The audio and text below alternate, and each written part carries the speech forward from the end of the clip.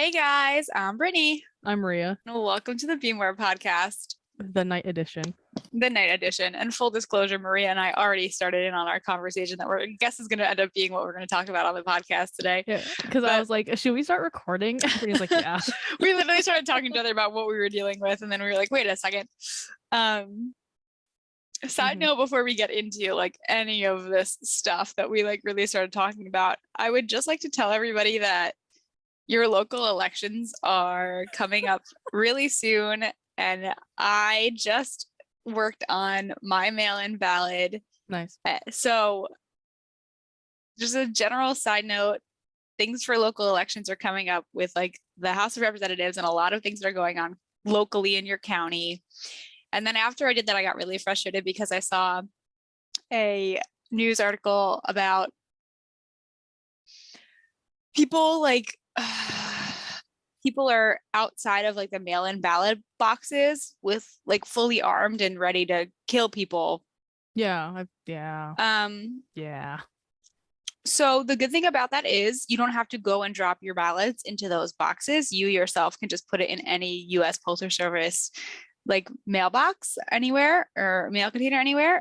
So I hope that doesn't discourage people from using their mail-in stuff, but I was like, that's really annoying. And that is 100%, 1,000 bajillion% illegal.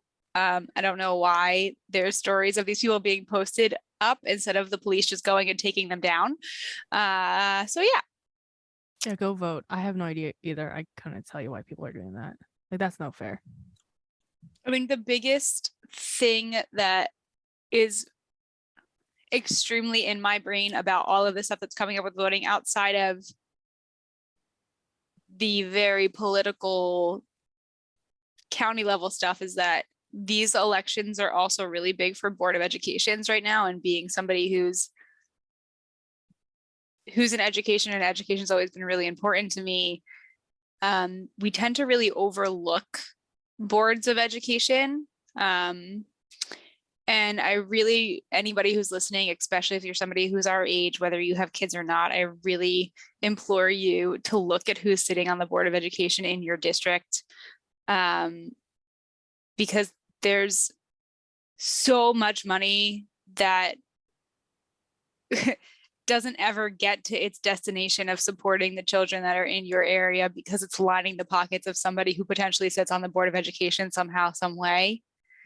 And there are so many back end deals that are happening that screw children of our country out of good education support. So please just talk about like there being so much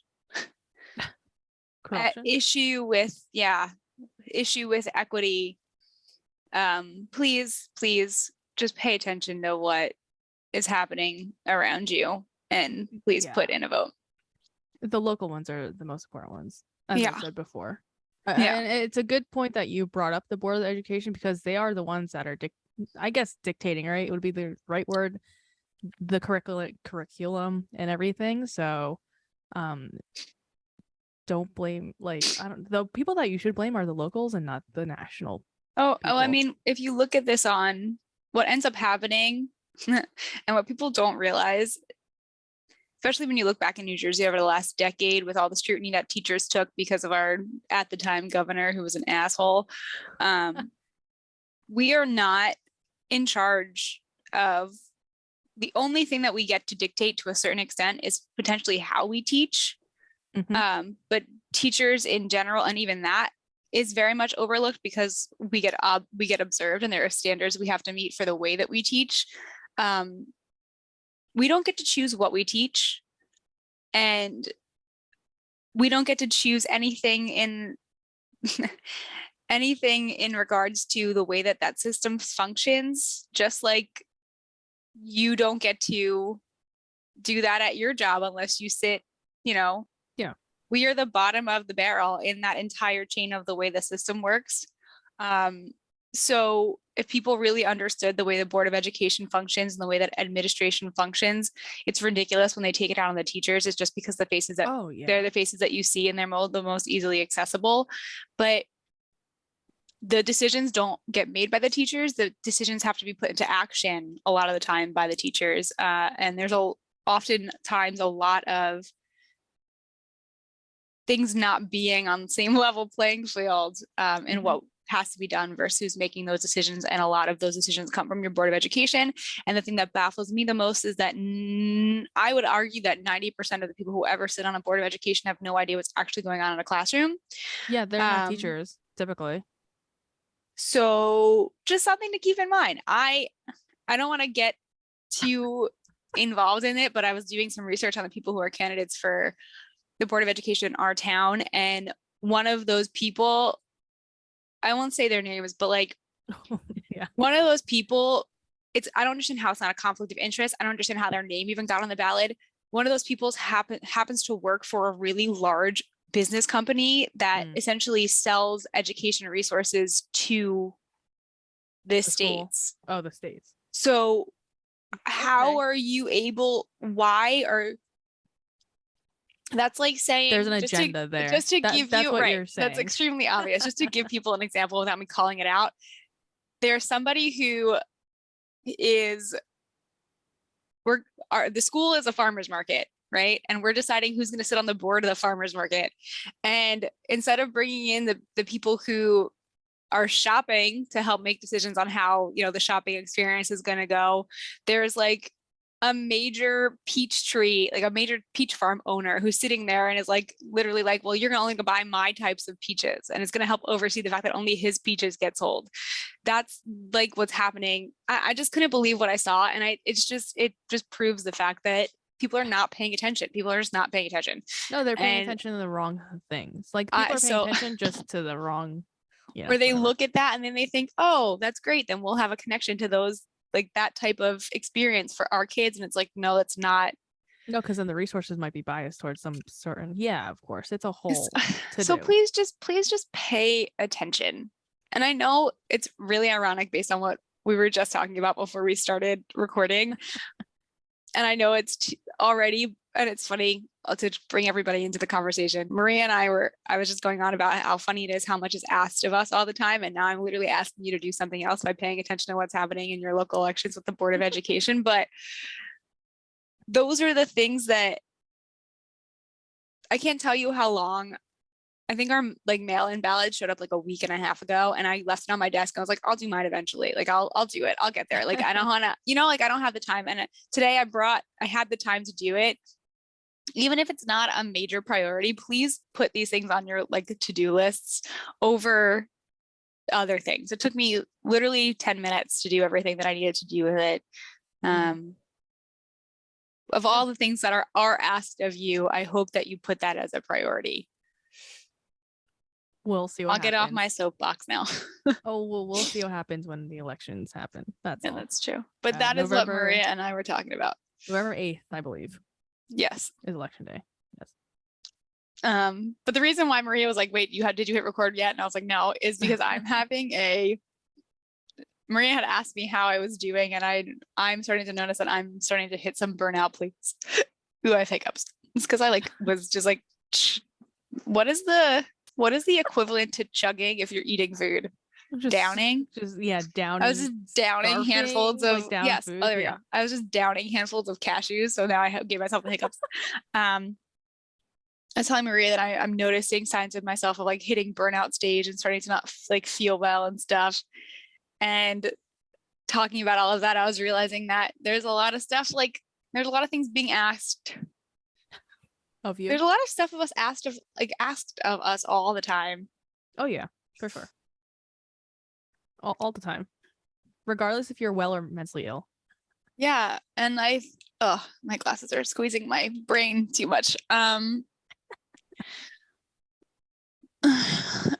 So it's so frustrating because so much so that I've really been lacking in taking care of myself or doing things that like help me feel better over the last 2 weeks, which has probably expedited the feeling of feeling burnt, like leading to me feeling burnt out. But it really is just baffling when you think about all of the things that are expected of a single person in a day. just like to maintain your health and well-being. Yeah. Is that what Yeah. you're talking about? Yeah. Yeah.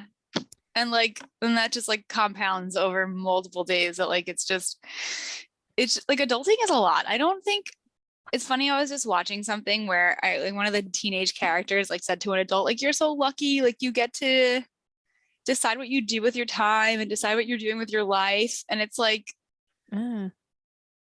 it's daunting to have this much time, but like not enough at the same time. and it's like, you get to decide what you're doing with your life, but so much of what you decide what you do with your life decides what you do with your time.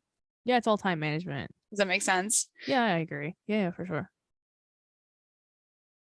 I think it's funny you asked me if like the weather was starting to get in the way. I don't know if it's so much the weather as so much as like the sad is starting to set in. Like, oh yeah, it's dark a lot more than it's light. Yeah, I mean, I was talking to my therapist, and it's starting. It's really just like hard to maintain some stability right now. Yeah, because everything's super shifty. Yeah, and I always like any season change like really messes me up. Because then right now is the hardest because it is darker earlier, and like I feel like there's no time to do anything. It's really just the time. Like once it gets darker, you're like, oh, like the day's over, but it's like 4 p.m.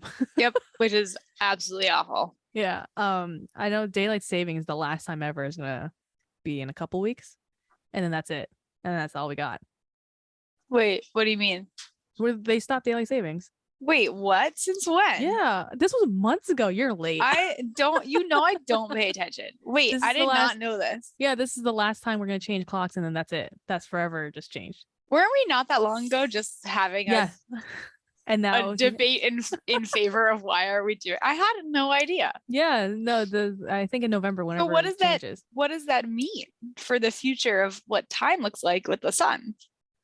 It's actually gonna ruin us. It's gonna be when like the sun's gonna set earlier. So what during so does that mean what is that? What does that mean? What do you mean? I want to know what that looks like, and I guess we won't really know until we live it.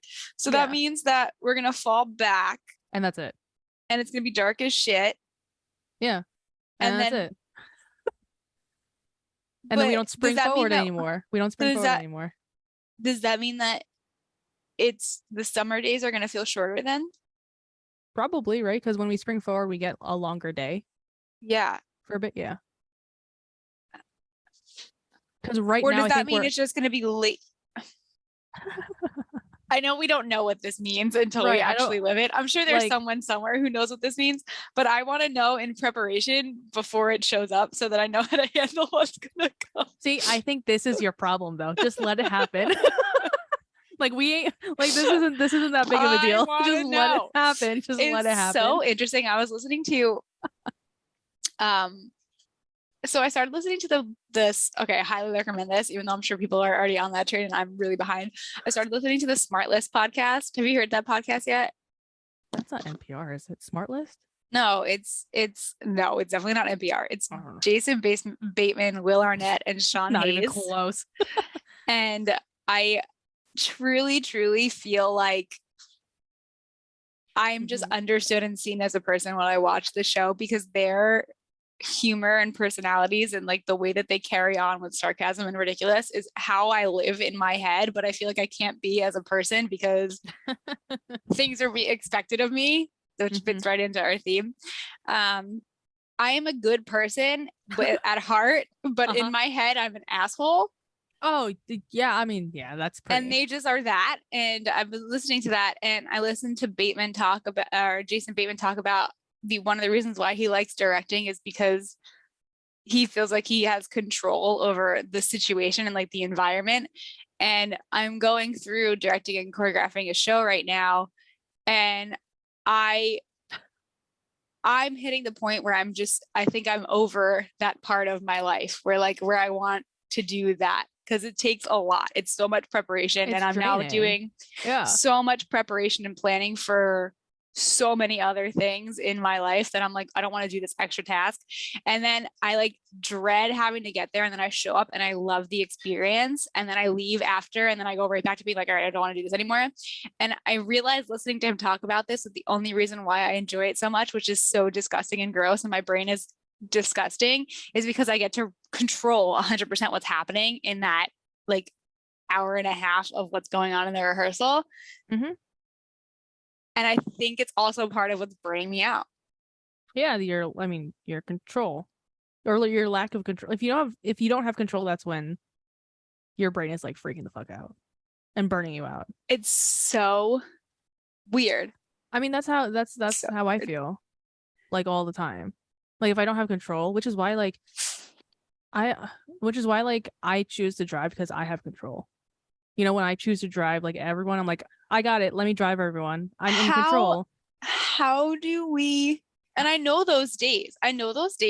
There will be days where, and like Dan has learned me, the language of me at this point. There will be days we'll be going somewhere and I literally won't even ask him. I'll be like, all right, I'm driving, and I'll grab my keys.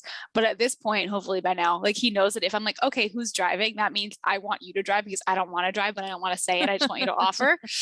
Because you know, you get to those days where you're like, I'm done controlling enough of this situation that's happened. Yeah. And I don't want to do it anymore. Because it takes so much brain power. It's a weird. Do we ever hit a point, or will I ever hit a point where we know how to, I feel like that's like autopilot for our brains to be like, okay, we want to be in control of the situation. I will say I think I've gotten better with it, but is there ever a point where we know how to balance that? Override that? It's a trauma response. I know. Like, that's what that, like when we figure out our trauma and work on it, that's when we'll know. For example, I used to be so much like reactive response to having control over situations, and I'm so much better than I was now. But like if we say the scale is like this big from like no control, like being okay with no control and having no control, to needing to have control and the progress that I've made, I've gone from like wanting to be here to like being here, and that's taken so much work. So I want to know if I'm ever going to be able to get down further. I think it's just the nature of your work and your career, because that's like that's bulk of your time, dude. And it's a hard thing. You don't get to be in charge and not have a level of control. You know what I mean? Like, it's a double-edged sword, because I can't see myself working for being in a situation, where I have to like I'm very fortunate because I'm in a situation with teaching where I do have other people that I answer to, but there's not a lot of like overbearing. I'm very fortunate. I get to make a lot of decisions, and I get a lot of support in the decisions that I make because I stand alone in a weird area of teaching. But yeah, I know that myself as a person, when I have to work for other people, I have an issue with authority, period. So it's not a good idea to put me in a place where I have to deal with somebody who's like in a direct authority to me, especially if I don't respect them. So how do you balance, I want to be the boss because I don't, I want to make decisions that are. Is that what you're saying? Like you want to make the major ones, but like the smaller ones, like here, someone take it. Like I don't want to do those anymore. Kinda, yeah. Like I want to be the. You want to delegate. You just want to delegate shit down. Like like in a management position, right? Like I want to. You literally want to be a manager. You just don't. I want to make decisions that are going to be a part of the big picture based on like my values and my beliefs, because. But you don't want to do dirty work. Yeah, you don't. But I don't want. I'm done doing all of the like little trivial things. I get that help make the big picture come together. Which means you need someone below you. Which means I need multiple assistants. I really need assistants. And that's the problem, is because I would need an assistant for every role that I play in everything that I do. Yeah. Which isn't something that's like not unreasonable for you. Yeah, but it's like, how do I? You need a team, is what you're saying. in your career, you need a team. That's what you want. I And I need a get team that. of people who like will come in and work with me at different things. But the reality of that is honestly, I need to get a virtual assistant. I think that's what I need. I Yeah. need to get a VA. Yeah. And I need literally. a VA who has a really weird set of like art skills that I can pull into all of the different things that There are so many people that are like that probably online now that you can I mean, probably I'm find sure right there easy. are. Yeah. But that's exactly what you need. But it's like I need one for my whole life. Yeah, Like you it's need a not just personal work. assistant. Like You I just need a need personal one. assistant. Yeah. I might have to start budgeting out for that in the future because That's not unreasonable in this day and age. I'm not gonna lie. Like if people have just assistants just to get their shit together. but I need them to be with me all the time. Is this why people have kids? Did I miss that part? Like, should I have kids so that I can I don't know if but here's the thing, like I don't think kids are I know, I'm kidding. I'm totally kidding. But no, they would take me further away from my goal. But yeah. like children have live-in nannies. Like I need a live-in assistant. Yeah. We're just living in a different tax bracket. That's the issue at hand. Touche. Like if I could, I would too, obviously. But I mean, it is what it is. I make do. My brain is, how problem solving is my thing. Like my brain is trying to problem solve how I can make that that work right now. Yeah. I feel like I might be able to, and I feel like I might be able to make like some type of intern thing work. Oh, 100% for credit. Like if I'm gonna, we all got screwed into having to do internships and it's a real life part of the situation, at least I'll get like some good life experience. It's funny because I'm working with our friend from high school who I do the shows with, who I won't say her name of here, but I'm working with her and she has an intern right now who's like shadowing her, and they came she did tell me about this too when we were talking at your wedding. I feel like a long time ago. They came for their first day and I like paid attention to the fact that they were there, but I don't adjust the way that I am for anybody, right? Like I'm not trying you shouldn't anyway. Like you shouldn't so anyway. I was just very the way that I am around like students, which is very like I'm very straightforward, I'm very sarcastic, I'm very, the way that I am, and I call them on their crap all the time. Mm-hmm. And by the time the rehearsal was over, I literally looked over at the intern and was like, so how was your first day? And then I left later and texted our friend and was like, please apologize to your intern because I don't think I held anything back. And that was probably real concerning. Real world experience. That's what the interns want. And that's what it is. And that's what they will get. And it's like, so yeah, you can find someone. I think that's what you need. I think so too. Because it's really just like delegating down the stuff that you don't want to do anymore. Which, I mean, mental health wise, like for me, right? Like I hate washing dishes. And this is a very simple solution. Oh my God, I wish you could look at the pile that is in the kitchen. I hate washing dishes, right? Like, and that's like one thing I can like delegate down to the washing, like the dishwasher.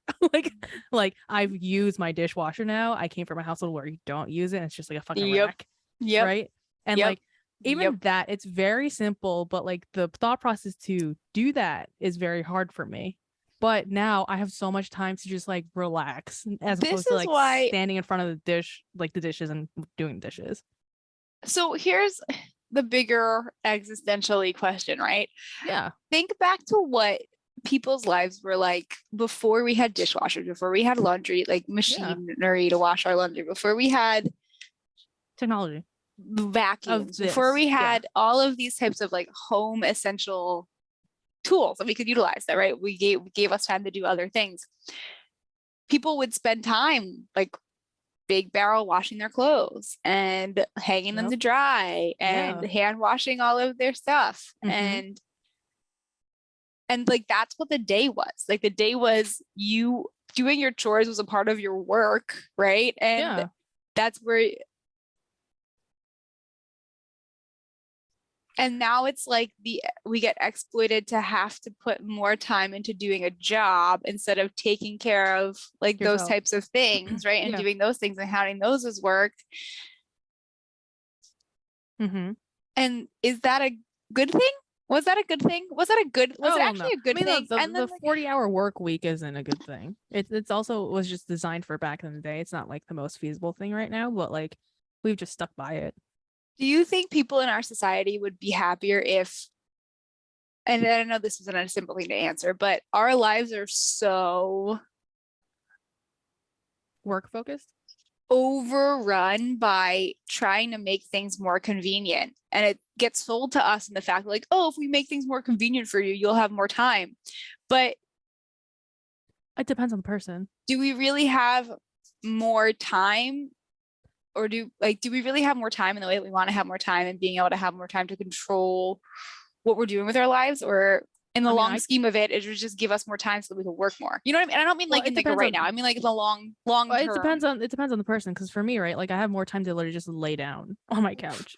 Like, but I'm saying this is me being very like conspiracy theory and being annoying in the way that I am. But do you think people were like, well, once we put like dishwashers and laundry machines in people's homes, like they'll have less time to do that stuff, so we can take up more of their time to put them to work, right? You know what I'm saying? I think the CEOs now probably, but like I think when it first came into fruition, I think it was for the betterment of society. Just like our convenience. So I guess my bigger question is life being more convenient a benefit or a detriment to our existence as humans?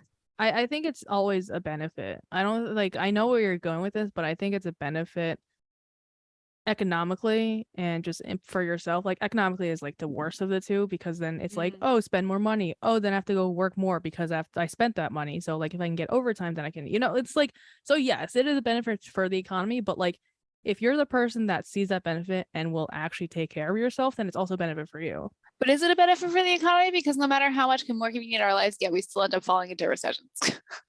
But the recessions are always a cycle. That's how it is. I know that's true. So I'm saying like it's not. This is a very complicated. There's no easy like way to answer this, but it's just I just find it satirical how things make our life easier, but it's also our downfall. Because I mean and I see this with myself. I don't start to feel I need to take rest, right? I need to have more moments of rest. Mm-hmm. But when I sit into that rest and I start to like be in that rest for too long, that's when like my body starts to feel shitty and my brain starts to feel shitty. And then our brains need to be occupied by task, even if it's relaxing, but it needs to be your brain right now. Huh? Your brain right now. Well, I mean, okay, so I'll put this into you're totally right. I'll put this into my perspective. But it's just the way that our brains really function. Like our brains are happiest when they're on task, when they're doing something, when they're completing something, and we're getting those little endorphins. And I happen to be in, high functioning in that area where I need to be actively doing something to feel fulfilled for my brain to feel fulfilled. Yeah. So when we take away more opportunities for our brains to do that, it's easier to fall into the void of like all of the other crap that we have to deal with in our heads instead of being able to focus on this like a task to get that. You know what is this tracking? I get you, but I feel like it's because your brain wants to unpack your traumas and your whatever that's when you spiral. Does it though? And you're like, 100%. If you're not fulfilled with just sitting there and watching TV and you want to do something, it's your brain like, okay, you have time to relax. How about we unpack the shit out of this right now? I'm good there. I get to a certain point. Like if you're there for a long period of time and you're resting. Yes. And like even my body, and I think you're right in that. And I don't think I've thought about it enough in that respect, that I've literally traumatized all of the years of being so physically active, and now I'm starting to be more physically active is that I've trained my body that if you're not doing anything, you're wasting your time. It's not even the wasting my time. It's just if I stop, my body's literally been trained for movement. Mm-hmm. To move and to move and to move and to move. And when I stop doing that, and it's not even happening at a conscious level, my body literally has been trained for that. So when I stop moving, my body at first is like, ooh, rest. And then after a while, it's like, I'm gonna make this hurt. I think this is also a side effect of me being like a hypermobile person because my body needs the movement. Otherwise, tissue starts to deteriorate in strength. But that's kind of gross when you think about it. I've literally trained my body to have to be in motion to feel good. Otherwise, like pain and aches start to onset if I don't do that enough. Yeah, that's exactly what it is. And you just have to train your body to just be not obviously to the point where like it hurts. Like not. Do you like, see the like crisis that I'm having on my face right now? But like it's evident. But there's obviously a middle ground to something, you know. If you want to train your body to do the other way, just like in a minuscule amount, then you can. I think it's just really just a mental game too. I've been doing a lot of listening to people going on retreats, and I think I just need to sign up for one and just get the fuck out and just go on a retreat and like go and. But even when you're on vacation, I feel like you're just gonna need to do something. Yeah. Well, yeah. I mean, Dan and I we'll see what happens when Dan and I go away to our little cabin that we're going to next weekend. If I can. You can chill. Manage to sit the fuck still. We'll see. I don't know if you can, but we'll see. That I think is the only downside of me really, going into the studios and going in and to teaching so all day is that I'm literally going and teaching classes and do it. Like my brain is at 3,000 and like it might not really be good for my brain because it's putting me into all the patterns that I was working against for such a long time. Mm-hmm. So I'm gonna have to sit with that and figure out a plan to be able to balance that back out, because that's probably what's leading me to all of this burnout stuff. I hope that if you're somebody who's listening to this conversation while I suffer from my mini existential crisis, that you can somehow relate to how easy it is to really get caught up in the shit, like to get caught up in it. In life and not taking care of yourself. Yeah. And it's terrifying. I don't mean this in like a to strip hope away, but it's really scary how easy it is, no matter how much you're pushing the rock up the hill, for your brain to go back to programming that was, instilled such a long time ago. Like, and you become, it's really frustrating. But there is hope to be able to do that. Yeah, I don't know what else to say. It's a lot of rewiring. Oof. Yeah, you sit with that for a second. It's funny because I feel like I have an addict's personality, but my personality, the way that I get my like high is like from doing something. You know what I mean? Like, yeah, I have to fill my calendar all the time. I know what you mean. I'm not saying I don't do it. But I know when to stop is the thing. I know when I need my rest, and like it's okay to just like chill out. Like that's what my Sundays are for. I book myself. I wish that. And then how do you have a middle between that? Because I feel like I've lost my middle between that. I'm either like go, or like everything down. All systems are down. So for me, right, like there are certain periods of the week where I know I will book myself. So Monday through Friday usually, right? Or Monday, let's just say Monday through mid-Friday is like where I'm like, okay, I need to be in control and like, have to do things at all times. And that's like literally just those, 4.5 days or so. And then my weekend, Saturday sometimes, it depends on my mood, but like I know Sunday for sure, like today, besides us doing this, I am completely just like reset. And that's like my middle is like I will be in control for like 4.5 days, and then like, whatever 4.5 minus 7 is. What is that, 2.5 days? I'm with you. Yeah. Yeah. I couldn't do the math for a second. Those like 2.5 days, like we'll be like, okay, rest, but also if you want to have fun, like, all right, like how about Saturday from like 12 to 5 is when you need to be in control of your time. And then other than that, like I'm good. It's really just like you have to, but this is down to a science now because I struggled to figure that shit out. And I understand that because that's become something that's been consistent in your life, right? This is like where Sundays, the issue with my Yeah, your schedule irregular is scheduling. Yeah, exactly makes like it the issue. for me, Sundays, right? It's the easiest day I can think of about like rest and like recharging and everything, because that's what you need is to recharge weekly, not like when you burn out Do and like you whatever. not have, Hmm. I feel like, and I get this, I have days, what I think I struggle with the most is that I'll have, it depends on where I am in that week. I'll have days where I'll be home on a Saturday and I'll be like, and I usually see clients all weekend too in the mornings, but I'll be home and I feel like I should be doing something right now. Like I should be out. It's like my FOMO, so like FOMO Yeah. sets in, and it's like I should be doing something with this time. But Like you I don't shouldn't have just be to. home. You don't have And to. then, That's but the then I thing. have days like today. I think because Hmm. I already hit like the pat, like it was the point of no return. I have Yeah, days like you're today where I'm past like, that, if dude. You're someone, past I that. literally looked at my phone, I think twice today, where Yeah, I'm you're like, I past. Yeah, don't want you're past point of no anyone to return right talk to now. me. I Yeah, don't want to deal. I took a nap for like a random amount of time in bed and just fell asleep.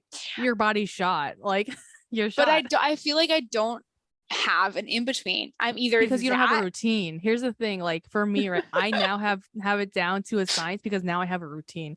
And like people have made fun of me for having a calendar of like every second of my fucking week, but like it's dwindled down to I don't have anything on the weekends because now it's just like, okay, this is time to recharge. Let's like not fucking do anything. If something does come up and I'm down for it, then I'll do it. So it's just like the weekends are for myself, but like again, going back to my like Sunday example, like Sunday is a routine for me. I wake up, I clean my space, which now includes just my fucking robot vacuum and my dishwasher going off because that's like at Win. least half an hour time that Yeah, I gain back truth. to like recharge and play video games. And like it's like you typically, right? It's I clean, I do this with you in the morning. Yeah, yeah. And then the Normal days. rest of the afternoon, if I want to go out to eat by myself, I will. Or if I just stay home and do whatever, then that's that. And then work week, and then I'm recharged. So it's like Yeah. because you don't have a routine, I think that's what's throwing you Oh off. yeah, and I think I'm more in this state today because I spent 5 hours yesterday at a rehearsal. So Yeah, that probably didn't help because it took away the time that I usually have. Which is why if you had an assistant. I need to. I really need to start putting my foot down on things that You need some boundaries with your work life. say no to. Yeah, you just need boundaries. Because even with my parents, right, if they want to do something on a Sunday, like I have to be like, okay, like if I do something with you on Sunday, I can't like Saturday is like shot. Like I can't, there's no way. Like Yeah. it's just like they know for the most part, people know my routine on the weekends. And it's usually like if you want to hang out with me, it's like Friday, Saturday, early Saturday, and then that's it. Like I can't. You have to put your foot down. That's all. My issue is not never with social stuff. My issue with that is always around professional stuff. But that's also a thing too, because I put my foot down when it comes to work too, right? Like now I'm in a position, like a manager position, where I can be like, guys, I'm offline. Like a Friday, I took a half day. Didn't have to really tell anyone but my staff. I was like, I'm offline. Don't even talk to me after 2 o'clock. I have to get out of and it's going to be a hard thing for me to do now. There's this, and maybe if anyone who's listening lives as an art, like there is a very specific mentality of artists and it's trained into us that we always need to be doing something. There's this bred in lacking. I can't think of like the word. This bred in I really can't think of the word. There's not burnout. My brain just shut off. Like mentality. Like what do you? Scarcity. There's the word. I knew it was in there somewhere. I had to go through the little Rolodex in my brain. There's this inbred scarcity in like the artist complex and the way of thinking of, and it makes sense because like you're always going for what are we doing next? How are we getting paid? What are we doing next? What are we working towards? What are we producing?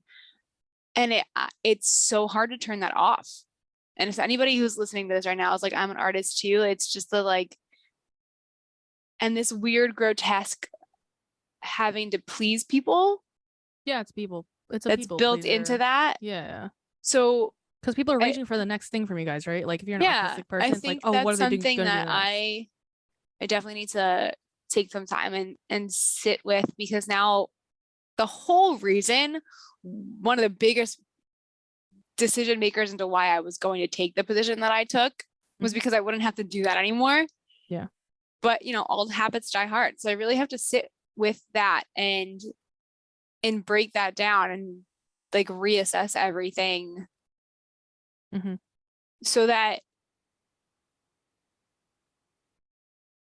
the truth of the matter being that there were never gonna, if you're a living human being, unless you're an extremely like selfish living on your own person, there's never going to be a time when things aren't asked of you. So I think that I really just need to balance out what I allow to be asked of me. Yeah, because then I don't have to worry about, well, if I really do a better job of allowing who gets to ask what of me and what's being asked of me, then I don't have to worry about saying no. You know what I mean? Because then I'll never get to that point where I have to say no. Or it's okay if you do get to the point, it's okay to say no. That's true. And I do. You're right. You're still right. But still, I feel like if I make those better boundaries and and then people really have the nerve to be like, how many friends do you have? Like, this is why we don't have a lot of friends, people. Wait, this is why. Because if I'm going to put myself in a situation where people are going to ask stuff, because I'm thinking about that whole, I've been listening to like a lot of stuff about like relationships and friendships. A lot happening in your brain right now. Go ahead. Like, as always, hello, are you new here? Hello. Hello. Because when you think about it, like, people ask things of you, and the more people you have in your life that you allow to ask things of you, the more things that are being asked of you. So the older people get, the less friends that you have. Right. Because if you're going to have a legit friendship, you need to be okay with people asking things of you. You need to be okay with the number of people who are going to ask things of you. And so this is why I have less friends. And this is why if you're somebody who is like, why is my friend not texting me? Or why we're not as close as we used to be? Like, maybe your friend's in a state like I have currently disclosed, probably shouldn't have, but have disclosed today, that they're in a moment where they're having a lot asked of them. And even having to respond to your text is too much for you to ask of them. And if you're getting offended by that, I feel like it's just like, you're not friends. I feel like it's just like, you know, like, because I there are instances where I won't text back my friends or whatever. Yeah. And then, you know, but they get it. You know, same thing if that happens to them, right? Like, I get it because like they're going through something probably, and like they'll come back when they need to.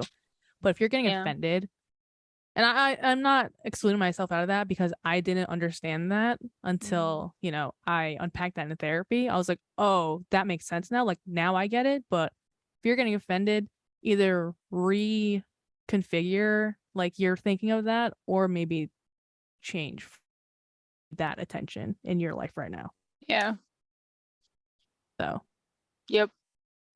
It's so much easier having less friends when you're older. And I'm not saying like it does become quality over quantity, because when we're younger, it's just like, oh, I want to be friends with everyone, and like that's fine, because like you just see each other in school and like that's it, like, and you're friends, you know? Yeah, it's convenience. Yeah. Coming back to that convenience, right? Where we think it's convenient. It's like that's the.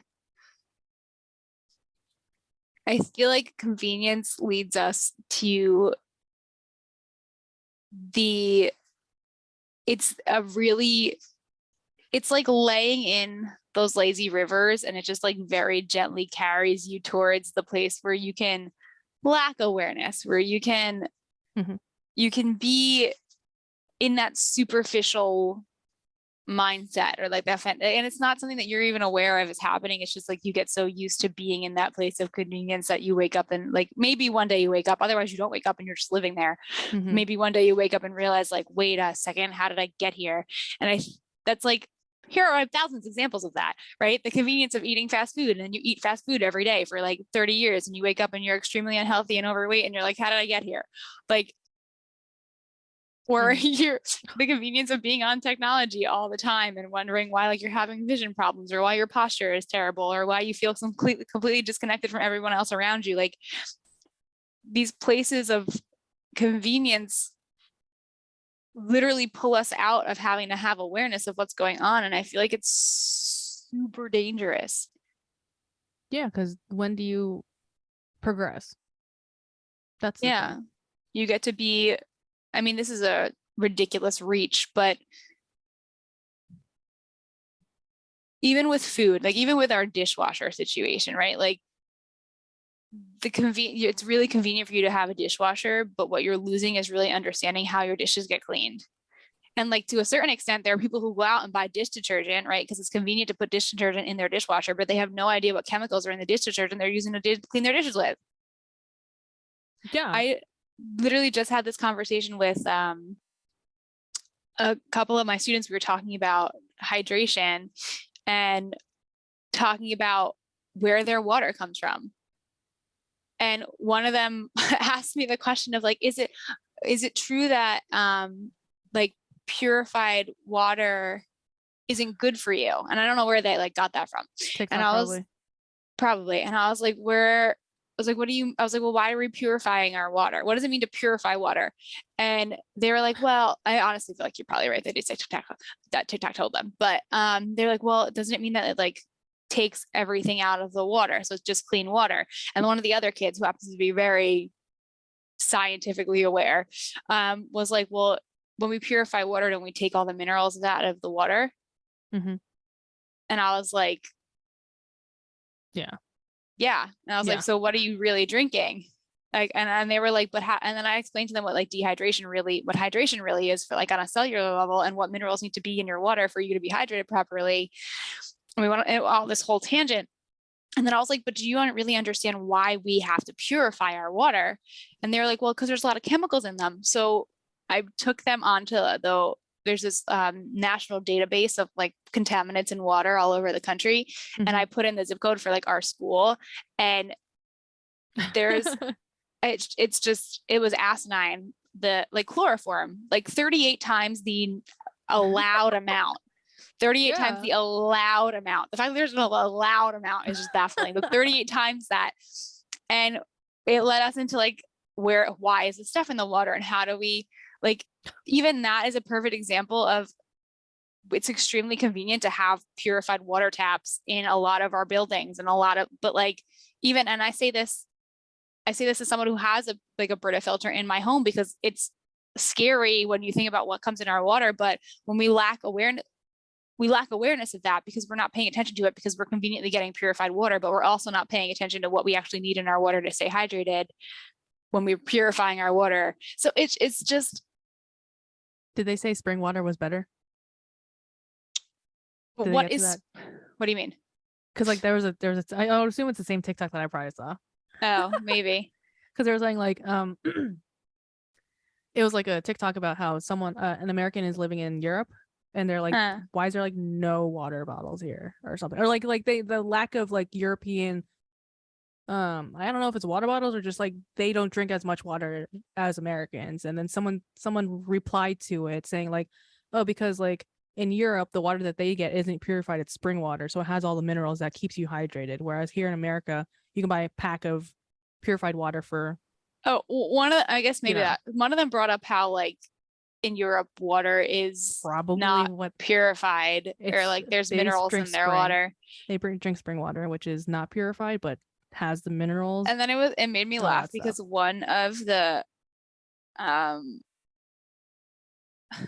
one of the kids was like, well, what if we drink just Fiji water? And I was like, and they're like, well, definitely the same TikTok. I will tell you right now, like, it's the same damn TikTok. They're like, it's natural spring water. And I was like, he told you. It's definitely the same exact TikTok. And I looked at them, and then I was like, so you think it's not filtered water? And they're like, well, it says it. Wait, the best part was they were like, the commercial says that it's untouched from the source. And I was like, oh my God, it's filtered. I literally just made a face, and they were like, and then we had a whole side conversation. I think that was what stemmed the whole side conversation that we had about marketing, and how marketing is the worst thing that's ever happened to humans, because we blatantly get lied to in our faces just for the sake of us buying products. We talked about that with diet supplements too. Just for the sake of someone making money off of us, not caring whether we live or die afterwards. Anyway, that's a tangent for another day, but it's just like, this is what I mean, right? Even the convenience of bottled water, the convenience of things is convenience killing us as humans? Is the strive for things to be more convenient what is allowing us to sit on that lazy Susan that carries us further and further away from awareness, and in turn is what's bringing us to our end? I really think it depends on the person. With anything, I Okay, think it So depends on the person. if you were going to say large scale, like look Um, at our society look at our world on a large scale. I Oh mean, no, my computer's going to die soon. anything we do, whether it's convenient or inconvenient, is tipping us to the wrong direction anyway. But I think convenience overall is still a good thing. I just heard a firework. Sorry, that freaked me out. It's Um, Diwali right now, so happy oh, it's Diwali. happy Diwali, friends, Festival of Lights. Yes, Um,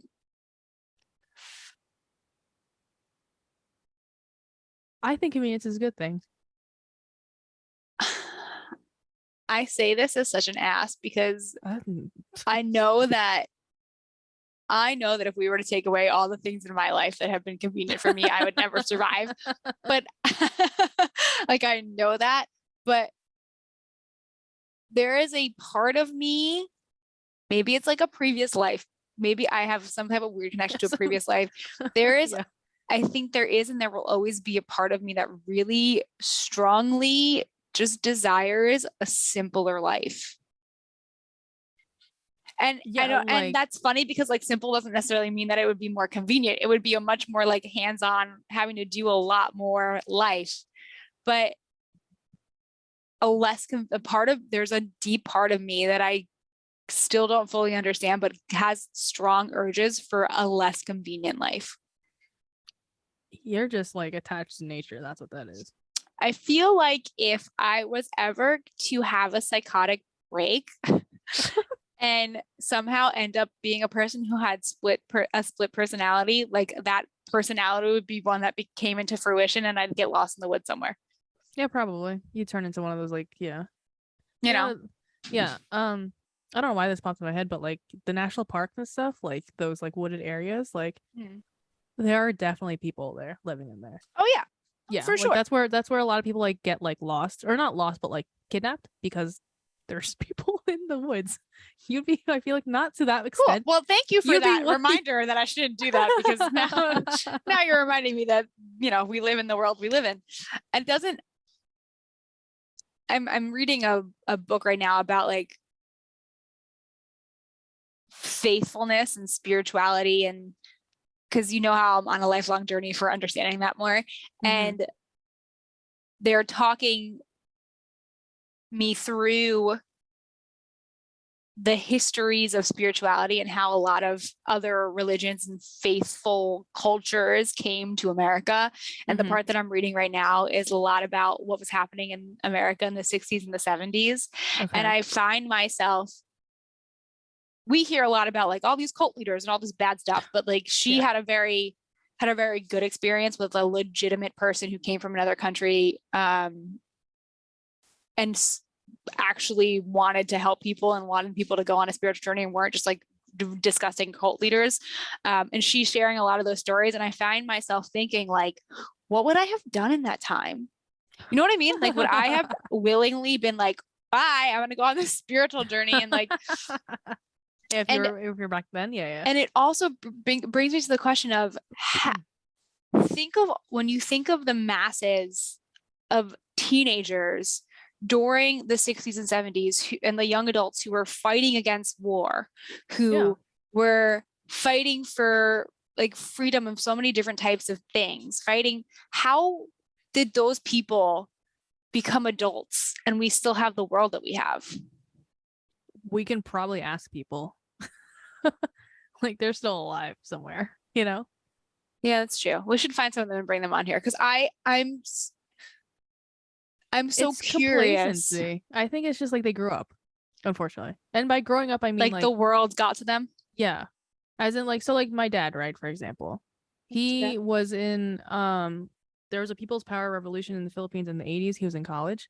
And that's when like democracy, like they were under a dictatorship and martial law, and then he went to the rallies for democracy. And so did my uncle, one of my uncles. My dad still doesn't like, that old style like democracy is what he's, he'll vote for democracy all the time, whatever. But now, like in the Philippines, the old dictator's son became president, and my uncle voted for him, even though he was the one that was fighting for democracy. So, like, I think life gets to you, That's what happens. I think this is a beautiful way for us to bring this whole conversation full circle, because that's when you get to a point in your life in adulting where you have so many things asked of you, right? Life gets to you. It's easier to give on the things that don't have a direct impact on you. That's so profoundly sad. Yeah. I know it's true, and I know it's like the way that life is, but that's really sad when you think about it. Yeah. Life just gets to you, and you grow up thinking like, oh, like, and this is why like some people, when like older people will be like, oh, you're liberal now, but like when you get older you'll turn conservative, like that type of mentality. Have you heard of that? No, but I mean, You can guess that, like, yeah, because some people, it turns out that way. Like they turn out that way because like fighting the liberal like fight, whatever that means to you, like, which is social justice for the most part in this day and age, like, is tiring. Yeah. And then you end up being like, it's convenient to just like, you know, it's convenient. And then not even that, you sometimes when you get older, you get into a higher tax bracket. You know, that's capitalism in its finest. And you're just like, not affecting you. And then the conservative route is more, you know, it's just sad though, because complacency is the death of life. Well, yeah, that's exactly what it is. Like complacency. Who said that famous quote that was like, there is a Ben Franklin, I think, who was like, there are people who, like, most people die at the age of 26. It's just that we don't bury them until they're much older. Yeah, I know. Or the age of 23. Like, I remember the first time I heard that quote and I was like, damn. Yeah, Benjamin Franklin. Guys, you want to know what? Do you want to know? Can I tell you something, like a really weird thing? Sure. I have this weird thing in my brain where I remember information and facts that were told to me by specific people. I think we talked about this in an episode once. By specific people that are completely irrelevant, and people I don't have any connect. Like I knew them for like this much time in my life, and they're completely irrelevant to me now. But I remember exactly what they said and who it was. It's really weird, but that's one of those things. So the actual quote, because I kind of butchered it a little bit, is that many men die at the age 25, but are not buried until they're 75. And that this whole thing, yes, this whole thing is so true to that. So I guess you want to know what, and this will be my reminder of the fact that I really need to guard who I let ask whatever they ask of me, because I don't want to do that. Be complacent. I don't want to die now and just be here later. So yes, I don't want to be complacent, and I don't want to be comfortable, and I don't want to be, you know, I don't want to, you know, I don't want to be like stressed the hell out and, you know, overly overworked.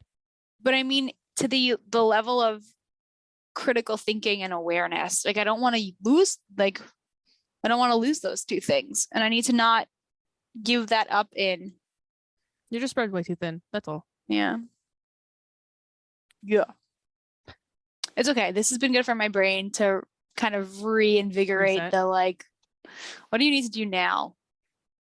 It's good to have those moments where you out. Life sometimes, like, you need when you start to fall into those things, you really need something to, it just feels easy. So sometimes you need something to literally jolt you out and be like, hey refocus. Refocus, reset.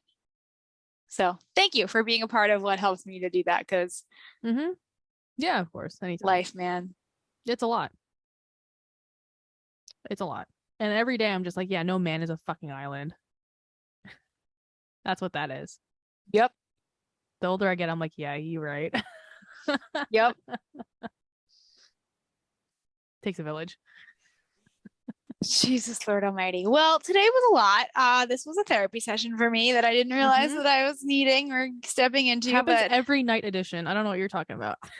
You're honestly so right. Because this is when I'm like awake. This is when I'm awake. I'm like, yeah. It's fun. And this is when I've had my whole day of experiencing my shit and I have nothing left. So everything, anything that I was completely like, any structure that I had around myself is gone at nighttime. So Jesus. Yep.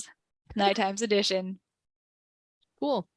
Well, that was fun. I hope that someone else had something to walk away with this other than me and all the things that my brain is going to be spinning over the next few hours until I pass out and have a really weird dream. With that said, I hope you guys had an awesome weekend. We're happy to be back with you. Oh, we're not doing an episode next week because I'm not going to be around. So we have to figure that out. We'll figure it out. We'll be back on schedule at This some is like point. an extra special episode. You get an extra special nighttime edition, and then we're just going to ghost you guys for a couple of weeks. But I should be in a better state because we'll be coming back from me like actually doing the things that I need to do and stepping away. So that's great. We'll see you in a couple weeks then, people. Okay, bye.